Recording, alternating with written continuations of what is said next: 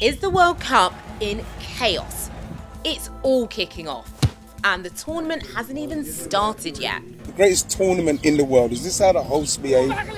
Backroom staff and a referee barred from entering the US. Teams subjected to sniffer dogs and metal detectors on the tarmac, but not every team. Something like this has never happened for a World Cup before, not even in police states like Qatar and Russia.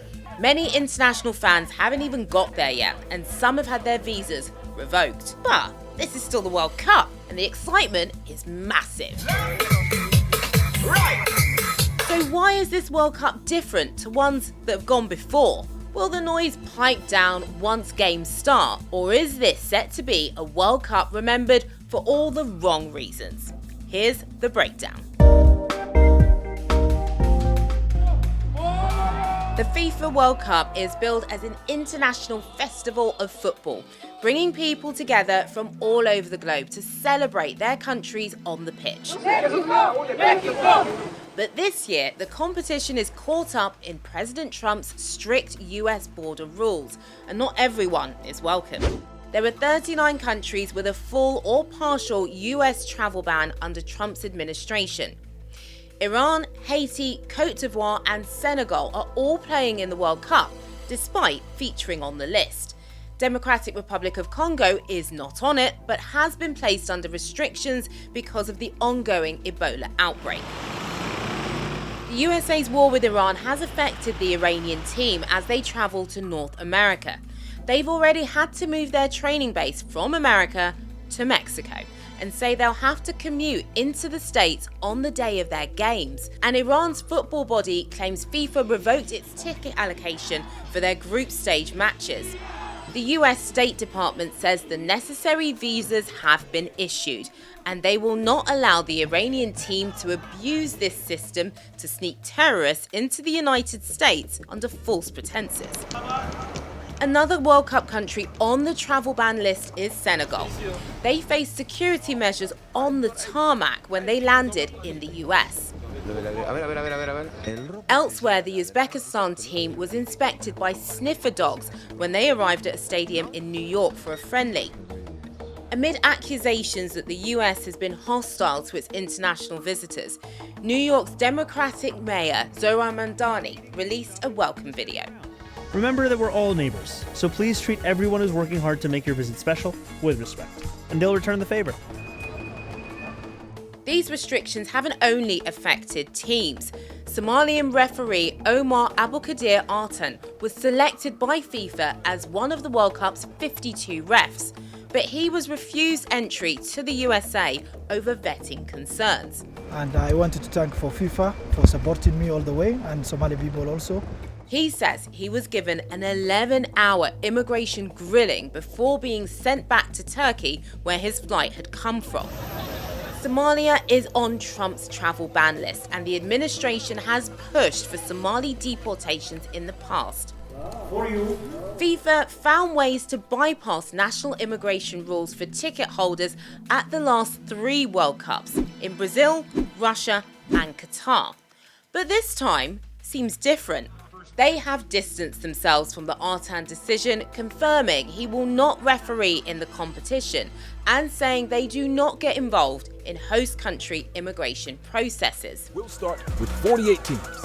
From ticket prices and a water bottle ban U-turn to visa issues and security concerns, a messy stage has been set for football's biggest event. Controversies are now piling up as the World Cup curtain is about to be raised. Some have called this a World Cup of chaos, and critics say Trump has made the US a hostile environment for certain teams and fans. So are these strict security checks and visa restrictions normal? Are they fair? And how unusual is all of this compared to other World Cups? Well, to help answer those questions, I'm going to bring in Miguel Delaney. He's the chief football correspondent from The Independent and is in New Jersey covering the World Cup. Miguel, great to speak to you. You're in New Jersey, aren't you? What's going on there? Well, there is a bit of World Cup atmosphere. I took a walk around New York last night, and obviously there's kind of iconography everywhere. There is a buzz. You see a lot of shirts. We're actually about 15 minutes away from MetLife Stadium, where the final will be held. And yeah, it's just, I suppose, it's one of many places where anticipation is building. There's talk it's not building everywhere, but I suppose that speaks to one of the issues with this World Cup, given just the sheer scale of it, the size of it. I'm in New Jersey, which is obviously where the final is going to be held. And yet the main event this week feels like, well, there's two in Mexico City. One being Gianni Infantino's opening press conference, his equivalent of the I Feel in Qatar. And obviously the opening game between Mexico and South Africa. But before we got to all of that, we've had so many viral moments already. Let's talk about the Somalian referee. What's gone on with that? And what have you heard? Well, I mean, like the simplest way to put it is a referee would have celebrated a 20-year career or so in African football, who is considered one of the most accomplished referees on the continent. Somehow, after what you would presume is a long, or at least what should be, a long vetting process by FIFA, where all of this is heralded, where they're supposed to be kind of in dialogue with the hosts about exactly this, he somehow is in a situation where he actually gets to the point of entry in the United States, is forced into long interviews, and is then turned away.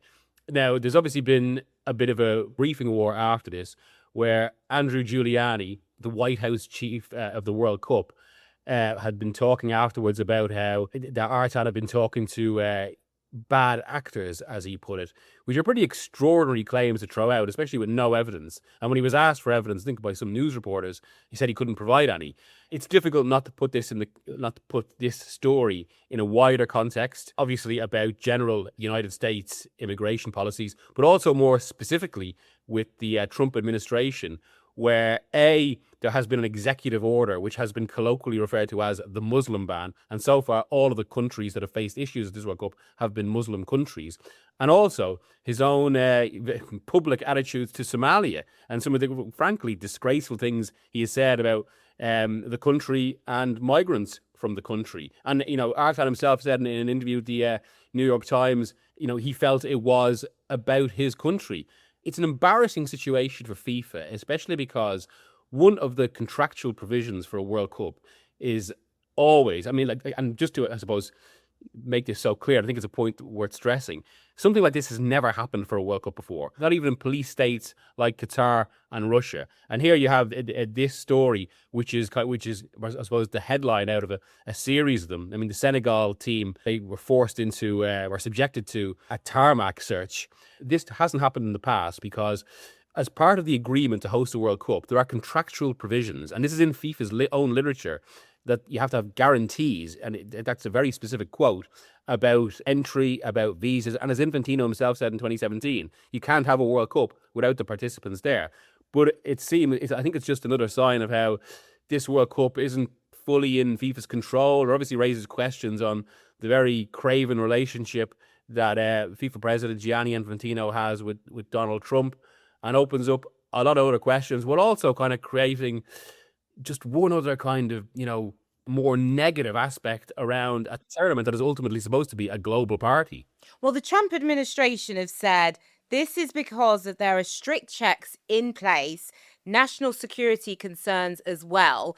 That's what you would expect the US to say. And they do have the right about who they let in their country, ultimately. But there is another layer to this, because this isn't about so one of FIFA's defenses in all this has been, we can't dictate national laws, and no one would want us to have that power anyway. But this isn't the cause-effect response thing. These sort of situations, this is why it's so important that he was allowed to, somehow in a situation where he actually ended up going to America only to be turned away. I mean, it's not like this is something that just dropped out of the sky. Like these are supposed to come from discussions over years. This World Cup has been in place since 2018. Trump himself has previously spoken about everyone being allowed in. And again, it's impossible to detach all of security concerns from the attitude of this Trump administration, how it's evolved over time, which is of course linked to how this World Cup itself could be used as a projection of Trump/MAGA ideology. You will have seen Ian Wright's viral video talking about this. Obviously, really, really upset, and it's hit a nerve amongst fans. What did you make of it? Yeah, I thought Rai was spot on. A lot of the issues around this World Cup, I mean, especially the way he pointed out, because the cost is one thing, and everyone's spending a fortune to be here, which has already created a sour note about attending something that is supposed to be so joyous. And then on top of that, given that cost, given what people are investing, you just have kind of bad news story or dark news story after dark news story. Because, of course, I mean, something else that's unprecedented around this World Cup is we have this situation. Again, this has never happened before, where a host nation is actually at war and has engaged in acts of aggression against a participant nation, which is Iran. And I feel there's so many times when I've been writing about this tournament over the last year and a half, because usually as a journalist with international tournaments, you start properly discussing the issues when the qualification starts. And in this case, it was March 2025.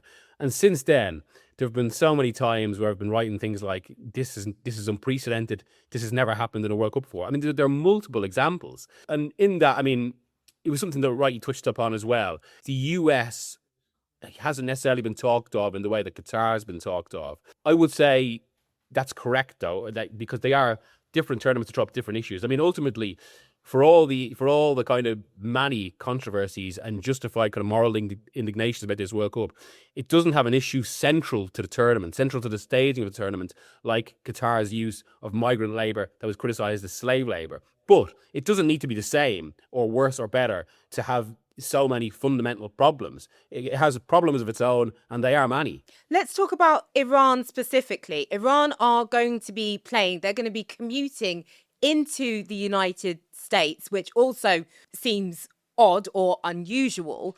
What impact will that have on the psyche of the players, the psychology of the staff, do you think? Or will it have an impact? Will they just go in and think, I'm just going to do my best and that's all there is to it? Sometimes in these situations, it can produce a determination in teams, a resolve. But the fact of the matter is, they shouldn't be put in this situation because it's a disadvantage. And this is how, like, some of the kind of the non-football issues around this tournament could actually affect the football of this tournament. Because Iran are at an obvious disadvantage to other teams. And even so, while the players are allowed in, some of the staff have been denied visas. And that means you, like, in a moment that is very emotionally testing for these players, leaving aside even their own complicated feelings about their own state. And the 2022 World Cup actually featured the example where the Iranian team, before they played England, they didn't sing the national anthem out of protest over what was happening in their state. But at this emotionally testing moment, they don't have key support members or staff beside them. And yes, it puts them at a disadvantage. And it's one of many ways in which the non-football issues of this tournament are going to affect the football. With what you've just said, is this World Cup fair? I mean, look, you can't but look to the disadvantages. And it's like Senegal. I mean, Senegal and Uzbekistan. Uzbekistan were also subjected to searches. Senegal are a team that are considered a potential kind of outsider that could go really far in this tournament, and they've come into it kind of with their experience already soured, feeling, I mean, you can forgive them feeling humiliated, feeling angry about it, and again, it puts them at a disadvantage. So in the question of fairness, well, I mean, I suppose it's obvious that some teams are not being treated like other teams. With that, there are some federations, so these groups that kind of back all of these different countries, from African and Asian teams, that are saying they're getting targeted more than European teams. Do you think that's true? Well, like, I mean, it's of a piece, basically, with the Trump administration's international outlook. And it's exactly the same as, say, with how a Trump executive order was called the Muslim ban. It all follows on from that. And yeah, it's hard not to see an obvious discrepancy.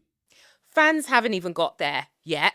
Will this potentially kick off even more if they have tickets, don't get access, they're turned away at the border? Do you sense that could happen?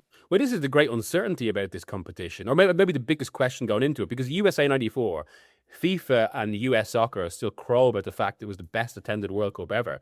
Is that going to happen this time? Are we going to see the same atmosphere? I mean, the cost already put a sour note, but also allied to the cost, like, we have all sorts of anecdotal evidence about how fans from certain countries weren't going to go because of the wait for visas. Let's see what happens when fans actually try to arrive for games. Will the atmosphere be the same? And again, again, atmosphere does affect performance. It has an influence on it. And I mean, and allied to whatever even kind of fans getting into the country, there's, I suppose, the potential profile of the crowd. If it's only kind of like Infantino and FIFA have talked a lot about American entertainment culture. Well, if it's only kind of passive consumers of football, rather than people who've been waiting years to experience kind of a moment they've always wanted, their team in a World Cup, that obviously creates a different atmosphere for a tournament. Could we just see empty stadiums and no atmosphere? Because people are going to be either watching football or basketball, whatever else they're used to in the US instead, and they can't really be bothered with the World Cup. Is that what we're going to see? Again, this is where, allied to cost, the very size of the World Cup is an issue. And there's almost like, it is a classic case of more is less. There's almost too many games. There's too much kind of attracting interest. And yeah, I do think it will be a case where there are certain matches where we'll have swathes of empty seats. Ultimately, because it is the World Cup, the biggest teams and the biggest games are still going to be packed. And look, people, this is what FIFA are ultimately capitalising on, that people will be willing to pay whatever it takes to get into those matches. So I think it's going to be a bit of a split World Cup in that sense. Some of it will be embarrassing for FIFA. Some of it, they'll be delighted with the interest and the money that comes in. Miguel, I've got to ask you about the actual football. What do you think is going to happen? What games are you excited about and who are you rooting for? Well, I think the tournament is going to be distorted by its size. Especially on the back of how exhausting the last two. So this is the first tournament that's happened after the Champions League expanded. So that's going to create a lot of fatigue. You can already see when Arsenal won the title this season, a lot of the talk was how players like Declan Rice, Martin Zubimendi are exhausted. So from that, I would say that Spain are the best team in the competition, and they're obviously already the European champions. In normal circumstances, I think they would win it. But I don't think these are normal circumstances. I think this is a World Cup with more variables than any other. A lot of the Spanish players go in exhausted. They've had more injuries than a lot of the top sides. Lamine Yamal is just hoping to get back to fitness for when it starts. They've lost Fermin Lopez through metatarsal. France are next after, I'd say, at least in terms of talent, but there are questions over the team. And then after that, I would say the team with the next best chance are England, who... Really? I think England have got a really strong chance. It's not a perfect squad, but then no team in the competition is perfect. I think it's quite the field. The ceiling isn't as high as in other World Cups. And it's not like France '98 when there's 7 or 8 teams that are really at the top level. This is a bit more disparate. But I would put England maybe just below France or Spain. But I think the course of the tournament, the circumstances could end up playing into England's favour. There are still issues. I mean, the biggest remains that like Spain have 2 players that like heat is going to be so crucial to this tournament. And being able to keep the ball and keep possession in order to conserve energy. Spain have Rodri and Zubimendi. England don't really have anyone like that. And that's the sort of thing that could have effect as the tournament goes on. What do you... I didn't ask you that. What do you make of the climate issues and the water breaks and stuff like that? How much will that impact the teams and how much will that impact the games? Well, so this is something we've written a lot about at The Independent, how... there's a lot of scientific studies about how FIFA's threshold for what would require intervention is too high. In fact, there was a letter from doctors to FIFA saying the policy was unjustifiable. And that could mean that a lot of games are going to be taking place in really stifling heat. So as a basic example, Thomas Tuchel went into his England job talking about how he wanted an intense pressing Premier League style. Then he got to the Club World Cup in America last year and realised this is impossible. So they have to play in a different way. So it is, again, it's just another issue that's going to manifestly affect how it's played. But that's going to ruin the beautiful game, no? I wouldn't say necessarily ruin it. I think it'll just create a different type of tournament. So USA 94, which is played in similar conditions, it was considered, this great festival of attacking football. The only thing is, by the end of that tournament, and it was played in different circumstances as regards kind of the calendar, by the end of the tournament, teams like Brazil even were fatigued. So I think this is going to be a slower tournament with more decided by individual moments. I think there will be a few teams like Austria who will be really exciting early on and play really high-pressing football. But then because of that, once it gets to kind of where it matters, they'll run out of energy. Because temperature-wise, what are we talking here? But it depends where you play as well. So I'll be going to England, Croatia next week. And that would be in conditions of like 34, 35 degrees. Except one of the reasons that Dallas was chosen to host this game is because it's an indoor arena. Hence, they can play in more favourable conditions, but also have it on primetime TV in the UK. I wish you the best of luck covering the tournament in what has been such a busy World Cup already. Hasn't even started yet. Cheers, thank you. That's the breakdown. Thanks for watching. See you next time.